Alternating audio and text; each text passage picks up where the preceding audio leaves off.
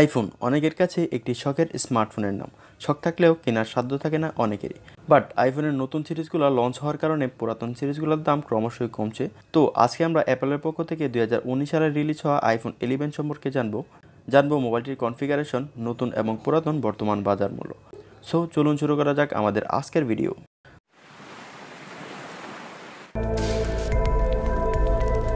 মোবাইলটির wait 194 গ্রাম, screen size 6.1 inch, side ফ্রেমে ব্যবহার করা হয়েছে 7000 সিরিজ অ্যালুমিনিয়াম ফ্রেম এবং পিছনে থাকছে গ্লাস ফিনিশ, যেটিকে প্রোটেক্ট করছে কর্নিং গরিলা গ্লাসের একটি প্রোটেকশন। তবে কর্নিং গরিলা গ্লাসের কোন ভার্সনটি ব্যবহার করা হয়েছে তা জানা যায়নি। তো সব মিলিয়ে মোবাইলটি হাতে নিলে খুব ভালো একটা ফিল আসে, এক হাতে ব্যবহার করতেও তেমন কোনো সমস্যা হয় না। আর সাইডের ফ্রেমটি রাউন্ড করা, সো হাতে নিলে খুব হ্যান্ডি একটা ফিল আসে। মোবাইলটির রাইট সাইডে থাকছে পাওয়ার বাটন এবং সিম ট্রে, যেখানে আপনারা একটি ফিজিক্যাল সিম এবং একটি ই সিম ব্যবহার করতে পারবেন। অর্থাৎ এখানে দুটি সিমই কিন্তু ব্যবহার করতে পারবেন, একটা হচ্ছে ফিজিক্যাল, অন্যটা হচ্ছে ই সিম। যেহেতু বর্তমানে এখন বাংলাদেশে ই সিম বের হয়েছে, সো আপনারা দুটি সিমই ব্যবহার করতে পারবেন। আর মোবাইলটির লেফট সাইডে থাকছে সাইলেন্ট বাটন এবং ভলিউম আপ ডাউন বাটন। নিচের দিকে থাকছে secondary noise cancellation port, speaker এবং চার্জিং পোর্ট। আর মোবাইলটি কিন্তু ডাস্ট অ্যান্ড ওয়াটার রেজিস্ট্যান্ট, অর্থাৎ এখানে IP68 ব্যবহার করা হয়েছে, যেটা হচ্ছে 2 মিটার পানির নিচে 30 মিনিট ধরে সার্ভাইভ করতে পারবে। যদিও এতে IP68 ব্যবহার করা হয়েছে, তারপরও মোবাইলটি পানিতে না ডোবানোর পরামর্শ থাকলো।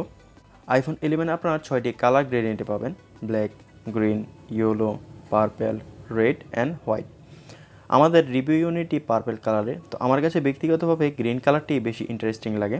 তো যাই হোক, সবগুলো কালারই খুব সুন্দর লাগে, যেহেতু পিছনে গ্লাস ব্যবহার করা হয়েছে, সো সবগুলো কালারই কিন্তু খুব সুন্দর।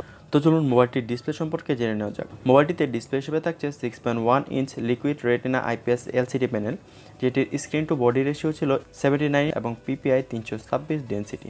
আর ডিসপ্লেটির রেজুলেশন 828x1792 পিক্সেল।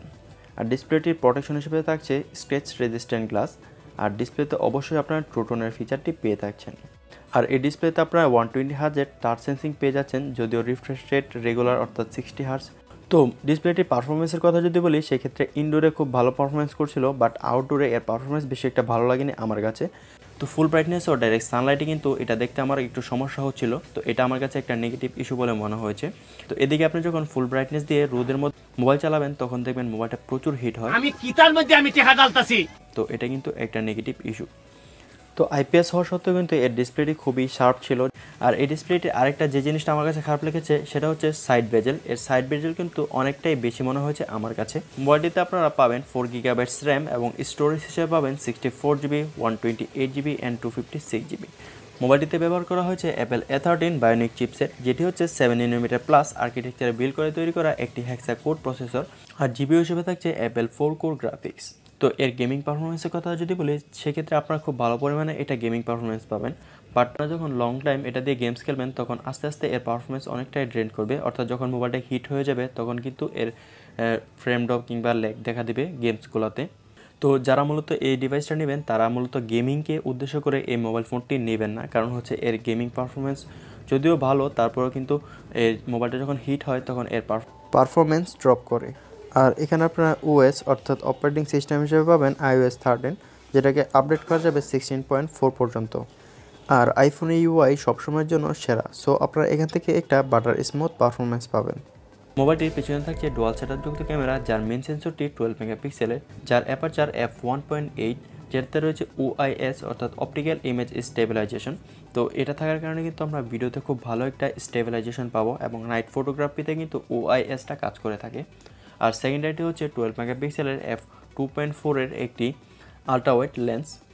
তো এখানে আপনারা প্রোটেক্ট শট পাচ্ছেন। তো প্রোটেক্টের ক্ষেত্রে আপনারা 1x জুম পাবেন, যেহেতু এখানে টেলিফোটো কিংবা ডেপথ সেন্সর নেই। তো আমি কিছু পিকচার স্যাম্পল দিয়ে দিচ্ছি, এগুলো দেখলে আপনাদের একটা ধারণা।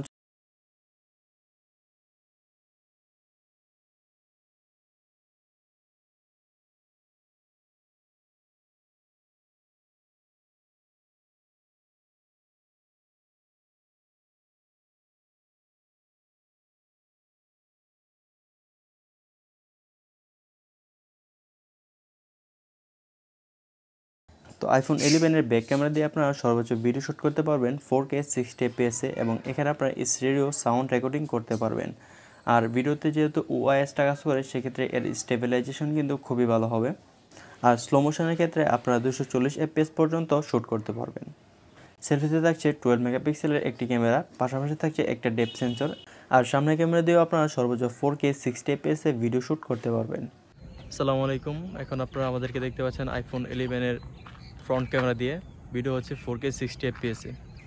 তো এর স্টেবিলিটি কিন্তু খুবই ভালো, দেখতে পাচ্ছেন যারা ব্লগিং করেন তারা কিন্তু এটা দিয়ে সামনের ক্যামেরা দিয়ে খুব ভালো ভিডিও করতে পারবেন। ভিডিও রেজুলেশন কিন্তু খুবই ভালো, 4K 60 fps এ ভিডিও শ্যুট হচ্ছে।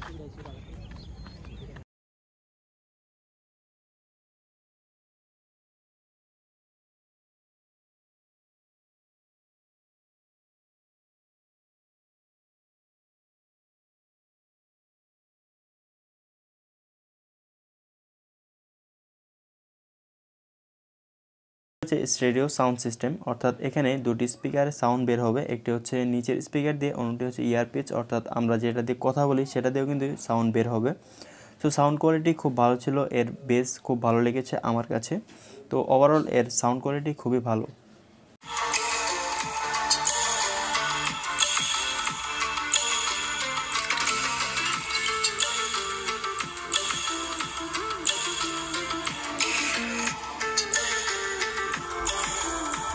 মোবাইলটিতে ব্যাটারি হিসেবে ব্যবহার করা হয়েছে 3110 mAh এর ব্যাটারি, যেটাকে চার্জ করবে 18 ওয়াটের একটি ফাস্ট চার্জার, এবং এটাকে ফুল চার্জ করতে প্রায় 2 ঘন্টার মতো সময় লেগে থাকে। আর মোবাইলটির ব্যাটারি ব্যাকআপের কথা যদি বলি, সেক্ষেত্রে আপনারা হেভি ইউসেজে 4 থেকে 5 ঘন্টা পর্যন্ত ব্যাকআপ পাবেন এই মোবাইলটি থেকে।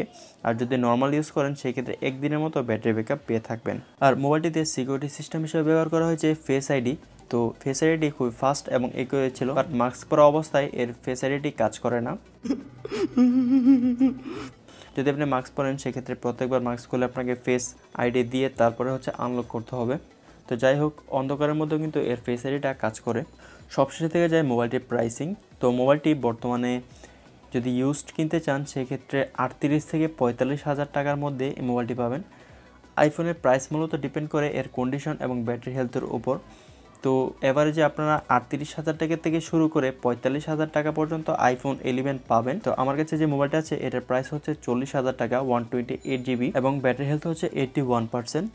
আর এই মোবাইলটির নতুন প্রাইস আমি ভিডিওর ডেসক্রিপশন বক্সে দিয়ে রাখবো, যারা নতুন কিনবেন তারা অবশ্যই নিচে থেকে দামটা দেখে নেবেন।